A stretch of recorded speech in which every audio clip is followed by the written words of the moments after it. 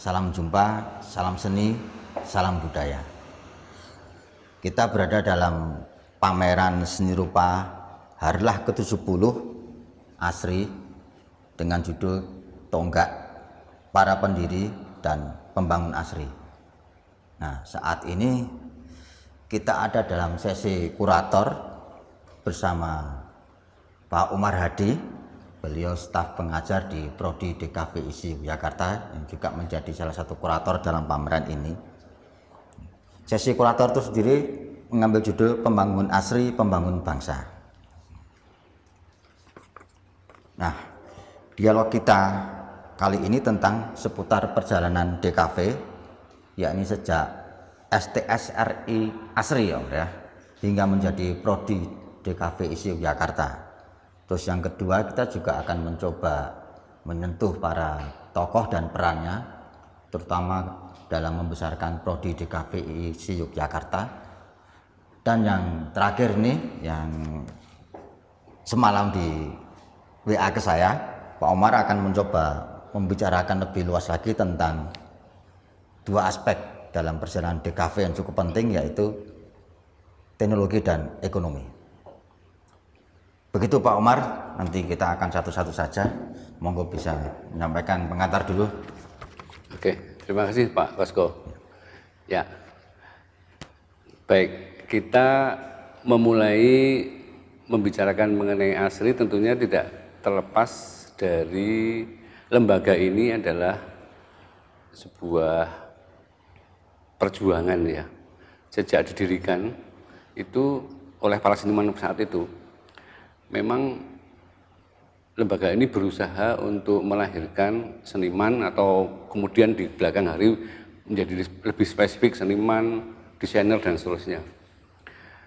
Ya, karena lembaga seni rupa pasti awalnya itu basisnya adalah orang-orang atau sering disebut perupa ya. Sehingga pada waktu awal ASRI itu orang-orang yang ada di dalamnya adalah orang-orang yang piawai di bidang seni rupa. Lebih khusus lagi gambar menggambar. Oke.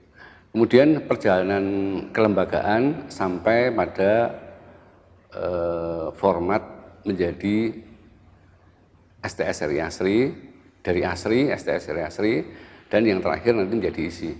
Nah, ketika STSRI ASRI itu desain itu bernama seni reklame, karena masih satu atap dengan jurusan yang lain, kriya dan seni lukis khususnya, itu tentu saja semuanya harus berbasis menggambar. Jadi menggambar itu menjadi apa, keterampilan yang semua harus ada. Nah, bahkan tesnya pun ketika itu juga menggambar. Tahun Pak Omar? Tahun saya termasuk angkatan 70-an akhir, itu juga mengalami tes menggambar. Ya. Nyaris semua bentuk tesnya itu sama menggambar. Paling-paling yang membedakan nanti adalah apa itu namanya, wilayah atau tema gambarnya itu bisa beda sesuai dengan jurusan yang dipilih. Itu.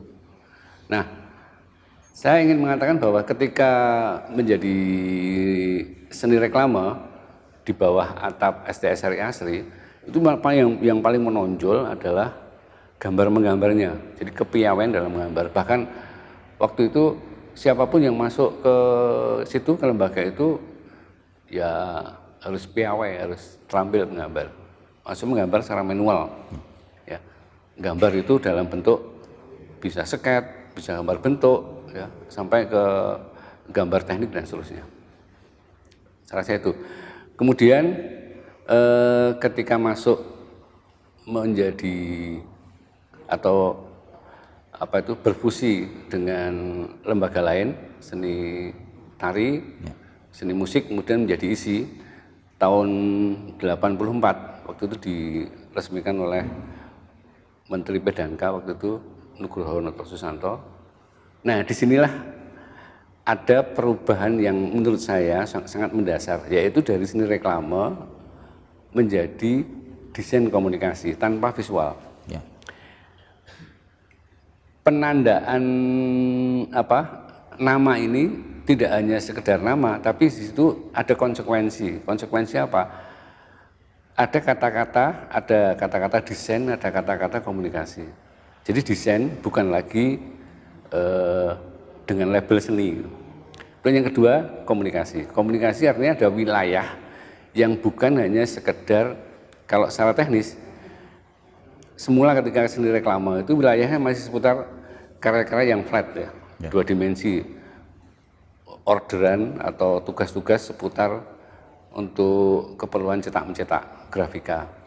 Tapi setelah dengan kata-kata komunikasi di dalamnya, itu wilayahnya nggak hanya cetak, sebab komunikasi sangat luas. Nah, disitulah lalu teknologi itu sangat besar sekali andilnya dalam era ketika masuk menjadi nama desain komunikasi.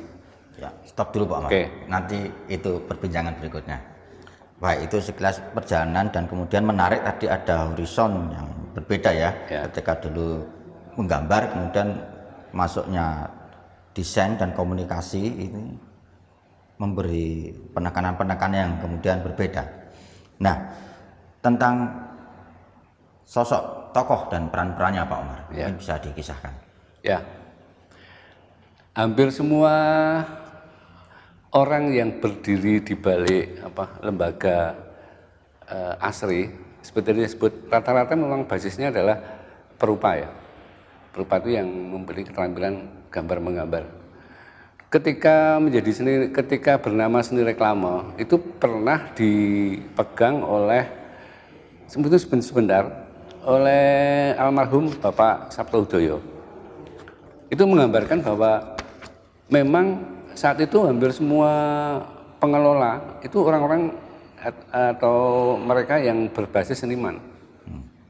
Tidak ada spesifikasi bahwa ini desainer, ini pelukis ya. Tuh.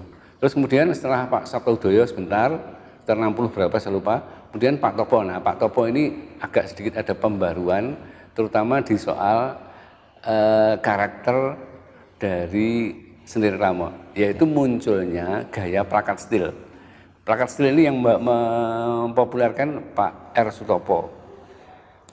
Kemudian disusul setelah Pak Sutopo, kemudian Pak Margono Sastro-Sudiro dan Pak Sajiman dan Pak Parsuki. Ini Pak Sajiman dan Pak Parsuki ini adalah penerus apa yang pernah dimulai oleh Pak Sutopo. Dan yang paling menonjol pada waktu itu adalah gaya plakat stil itu ditandai dengan karya-karya poster. Ya. Nah, jadi hampir semua produk seni reklame yang terlihat banyak didokumentasikan itu adalah poster. Meskipun ada juga logo ya, atau corporate identity atau visual identity. Itu. Jadi para tokoh dan peran-perannya begitu Pak Omar ya. Ya. Kalau dari sisi mahasiswa Pak Omar, yang Pak Omar masuk ke ASRI itu kan 70-an akhir. Iya, ya. Kalau peran-peran yang ditinjau dari para mahasiswa bagaimana? Ya.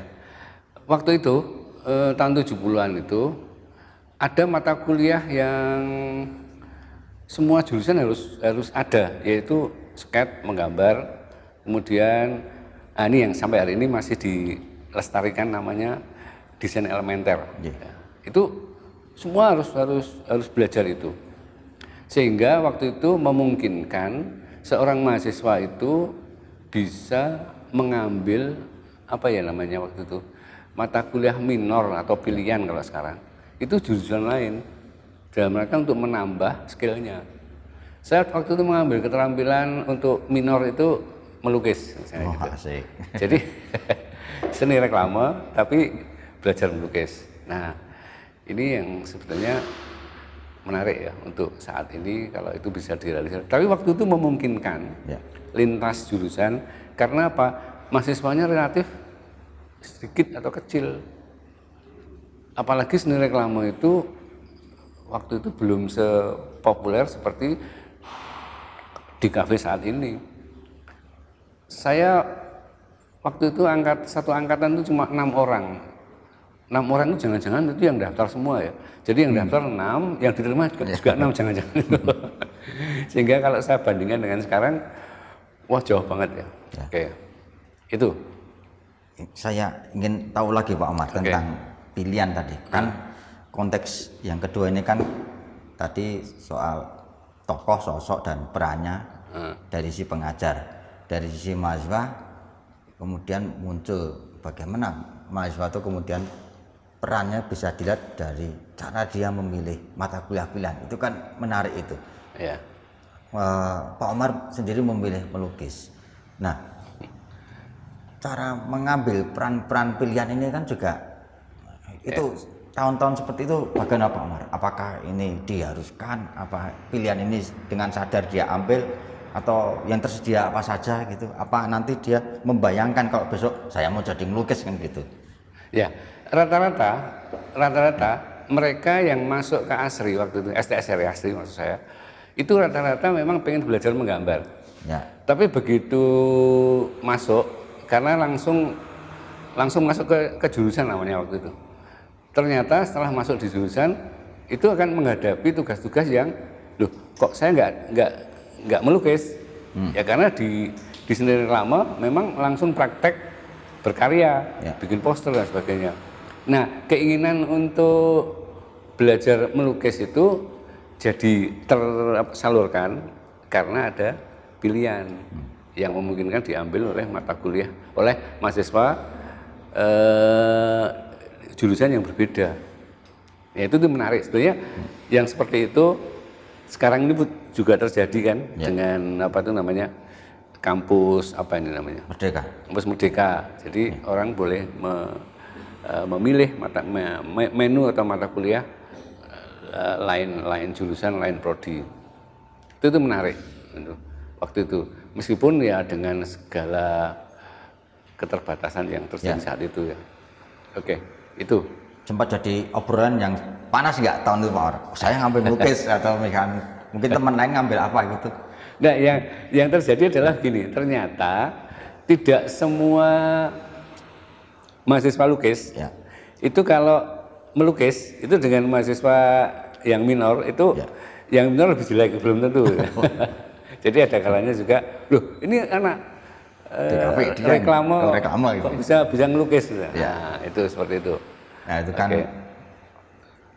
saya tadi berusaha untuk membayangkan tahun itu saya mengambil mata kuliah pilihan yang kemudian bukan jadi mayor saya itu. Kemudian bisa saling melihat, bahkan kemudian bisa menilai satu sama lain. Artinya sangat terbuka itu. Sistem pembelajarannya sangat terbuka. Ini tentu dengan melihat kapasitas mahasiswa itu sendiri, kenapa saya berani mengambil pilihan itu kan begitu Pak. Nah, selanjutnya ini topik yang kemudian ingin dibahas lebih lanjut oleh Pak Omar. Tadi meskipun sudah sekedar disampaikannya soal bagaimana kemudian munculnya diksi desain dan komunikasi ini membawa horizon yang sangat berbeda. Silakan Pak Omar. Terutama kalau kita berbicara komunikasi itu yang tampak sekali adalah peran teknologi, khususnya lagi komputer. Jadi hadirnya komputer di seni reklame yang kemudian menjadi desain komunikasi visual itu mencairkan image orang terhadap desain komunikasi visual yang selama ini seakan-akan hanya khusus untuk orang-orang yang berbakat. Yang berbakat itu maksudnya menggambar. Nah, teknologi ini, komputer ini seakan-akan menjadi sebuah jalan keluar bagi mereka yang gambarnya nggak begitu kuat-kuat amat sih gitu ya, tapi dia pengen belajar. Nah, dengan banyaknya meskipun bertahap ya, tawaran yang ada di teknologi khususnya komputer itu menjadikan desain itu seakan-akan sebuah ladang baru yang tidak serem, yang tidak menakutkan lagi, karena mereka yang gambarnya pas-pasan gitu, tetap bisa belajar di DKV, di desain komunikasi visual. Nah, inilah yang saya maksud dengan teknologi itu ternyata bisa membawa inspirasi pada publik bahwa belajar desain itu sebetulnya bisa dipilih, bisa dilakukan oleh siapa saja. Ya. Tidak hanya terbatas hanya mereka yang harus punya bakat menggambar. Nah, itu bisa ditandai dengan pada era awal ISI 80, 90, khususnya 90-an, itu program studi desain komunikasi, awalnya desain komunikasi, kemudian menjadi desain komunikasi visual, itu mulai dilirik, mulai diminati. Jadi lulusan SMA itu mulai tidak alergi lagi untuk mendaftar di ISI. Itu dari sisi teknologi yang tadi disampaikan Pak Omar, mencairkan image orang dan memperluas kesempatan itu. Ya. Terus kalau dari sisi ekonomi Pak Omar? Ya, ada satu bayangan mengenai prospek lulusan seni rupa ya, khususnya di DKV. Kalau dulu orang tua kan bertanya-tanya, kamu tuh sekolah apa, mau jadi apa? Kehadiran teknologi itu seakan-akan memberikan sebuah pemandangan mengenai prospek lulusan DKV itu nanti mau seperti apa.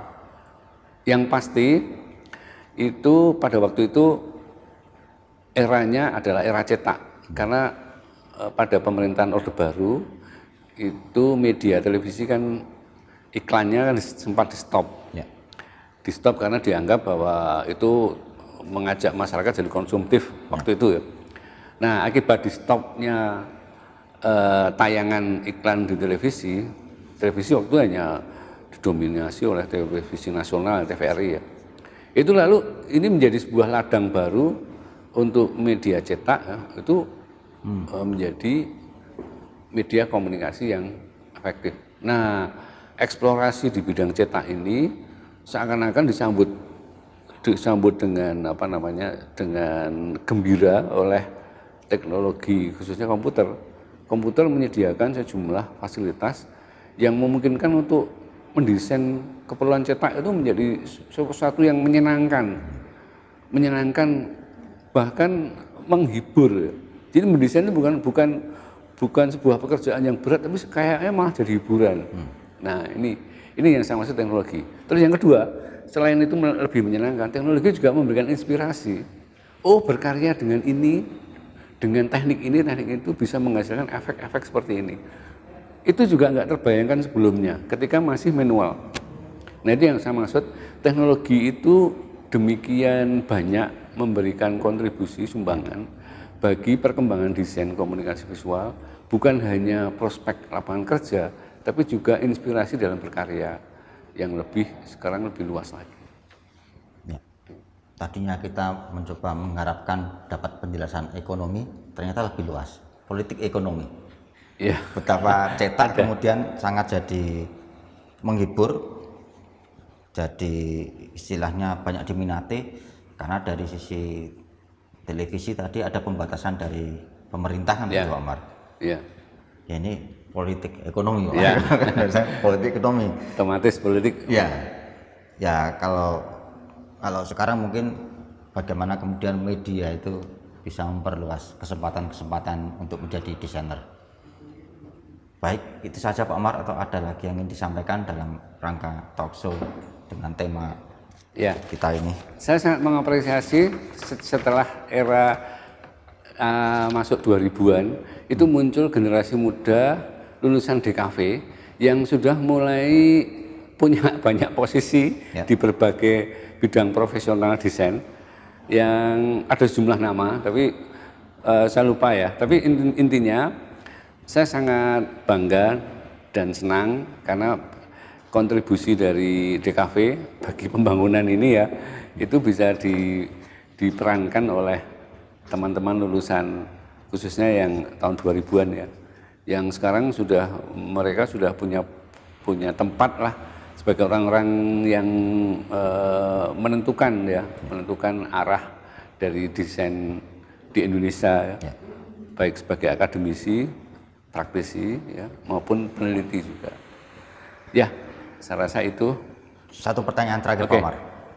Apa yang masih bertahan dan apa yang terus berubah dalam perjalanan DKV sejak dia asri hingga sekarang? Ya, kita punya amanah ya dari para leluhur bahwa lembaga ini adalah lembaga yang dulu dibangun komitmen untuk mengembangkan seni rupa ya. Nah, itu masih kita pegang. Itulah sebabnya ada mata kuliah yang berbasis seni rupa itu yang tetap harus ada sampai zaman kapanpun. Ya. Kemudian ada mata kuliah yang berkembang seperti media, seperti teknologi, fotografi, audiovisual dan sebagainya. Itu berkembang sesuai dengan perkembangan zaman. Tapi ada mata kuliah yang tetap kita piara, kita lestarikan kayak heritage ya. Dan itu menjadi penanda penting untuk lembaga ini ke depan. Itu tidak akan kita lepas.